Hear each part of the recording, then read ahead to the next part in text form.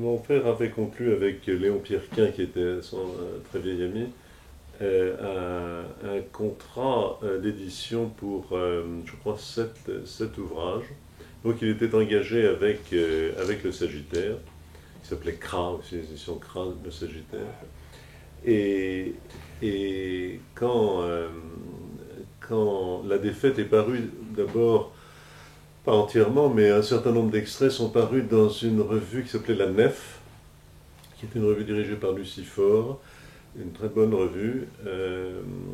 Et quand Paulan a lu ces extraits dans La Nef, il a écrit à mon père en lui disant: voilà le livre qu'on attendait de vous, je voudrais le prendre pour Gallimard.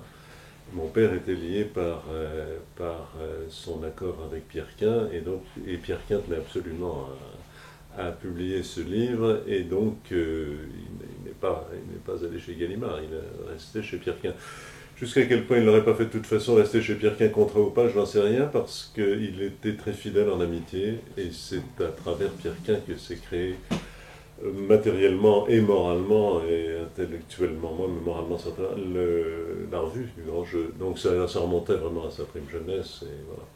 C'est un livre qui a connu 4 éditions. Maintenant, il y a bon, l'édition originelle, Sagittaire 47, on en parlait, Jacques-Antoine 73, Alia l'a repris en 94 en ajoutant un extrait du journal de mon père qui n'était pas encore publié du tout, et donc un extrait qui concerne la défaite.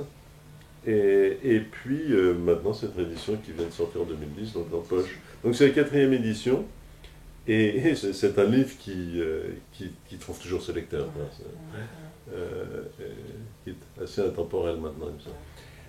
Né à Reims en juin 1909, Pierre Minet eut une enfance orageuse. À ce moment-là, donc en 27, donc il a en 27, 1900, il a 16 ans. 16 ans. Donc ses premiers poèmes, oui, à 16 ans tout de même.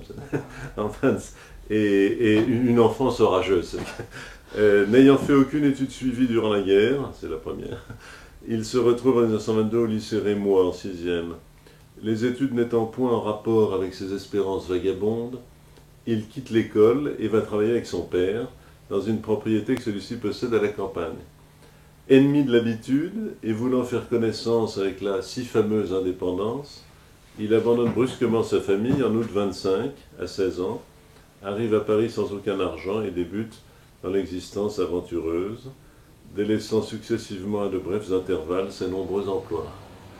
Apprenti, commis libraire, assurance, figurant de cinéma, secrétaire d'un Américain, etc. En mai 26, il s'enfuit de Paris avec un compagnon misérable, le dernier bohème officiel, parcourt la route pendant 2 semaines et finalement revient dans la capitale, où, ça c'est donc les Cahiers du Sud en 27, où depuis il continue à mener une vie assez anormale. Il est bon que la société elle-même nous aide ainsi, par des exemples pieux et répétés, à ne pas oublier sur quel compromis nous vivons. 6 juin, 2 poèmes de Pierre Minet, pièces à conviction.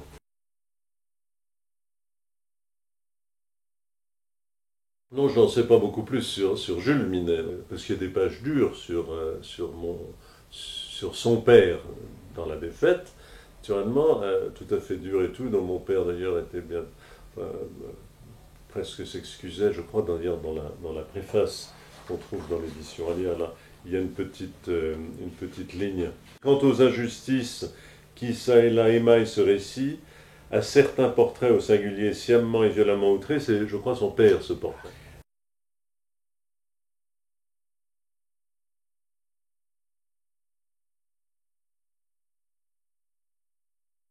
Le jour où il dit à son père, c'est terminé, je m'en vais, c'est vraiment un truc, c'est une espèce de gang que cette famille, et donc naturellement il veut s'en extraire. Mais vous avez raison, je crois tout à fait, de dire que ça n'a pas été, c'était pas une révolte particulièrement contre la famille. La preuve en est qu'il a gardé, d'ailleurs ma mère trouvait ça assez rigolo, parce que pour quelqu'un d'aussi justement révolté, entier et tout, il avait une attache profonde avec sa famille. Alors que, je faisais allusion là, sans aller au bout de ce que je vais dire, à ces lettres du père de Gilbert Lecomte à son fils, qui sont vraiment d'un père aimant, bon, évidemment désarçonné par tout ce qui... mais toujours prêt à l'aider, etc. Et alors, Gilbert Lecomte a l'air de trouver que son père est un type tout à fait terrible, et on a l'impression qu'il le ressent comme il le ressent, mais il en rajoute peut-être un peu. À la lecture de ces lettres, on se dit, ce pauvre père n'était pas si mal que ça, parce qu'il s'intéresse à ce que fait son fils, il l'encourage de façon peut-être un peu primaire, mais en fait c'est un type qui manquait sans doute pas de sensibilité, donc ça c'est intéressant de voir ça, les trucs père-fils dans ces choses-là.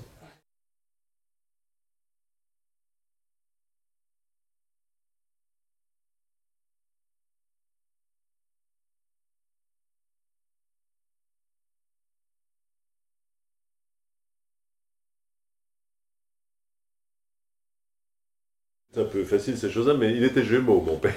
Le Gémeaux, il y a un côté, on ne peut pas ne pas y penser, parce qu'il a un truc comme ça. Je suis un mélange de force et de petitesse inouïe, point d'exclamation. Je suis un comédien, avec point d'interrogation. Il y a 2 mois, l'un qui m'écœure, qui ne me donne pas un instant de plaisir, mais qui est si souvent le plus fort, égal, faible, absurde, criard, follement et stupidement imaginatif. Il passe son temps à tout rapetisser, à jouer de tout, comme l'enfant avec son hochet. L'autre, fort, sensible, simple et profond, entre parenthèses oui, mais il est miné par une maladie qui a pour nom ne pas arriver à se prendre au sérieux. Il avait un côté très provocateur, on voit bien ça dans La Défaite quand il est jeune, etc. Et tout, mais il pouvait tout d'un coup avoir bien sûr des points de vue entiers sur tel ou tel, mais pas au moment où il passait à l'écriture. Il était très modeste à certains oui, à beaucoup tout en ayant une conscience de sa qualité, de ce qu'il cherchait, de comment il le cherchait, mais il n'était pas du tout du genre à se mettre en avant, enfin je veux dire, non, c'était pas du tout ça. Il était certainement, il avait conscience d'être un écrivain et que c'était ça c'est ça qui faisait sa vie, ça, oui, tout à fait. Donc, conscience professionnelle, pas intellectuelle, mais un sens de l'histoire. C'était pas un historien patenté de la Sorbonne, mais un vrai, à la fois un sens et des connaissances, je dirais. Il dit, il y a une interview donc du journaliste. Il nous a dit: j'ai étudié avec amour et conscience chacune de mes héroïnes. La bibliothèque de l'Arsenal, merveilleusement riche en théâtre. J'essaie d'être aussi vrai que possible. À la fois l'histoire et puis aussi la production, il avait une conscience très professionnelle, très aiguë. Alors on pourrait, le mot qui vient naturellement à la bouche, sauf qui n'est pas du tout celui que j'ai connu justement chez mon père, ce serait le fait de se ranger. De se ranger, à la vieille expression.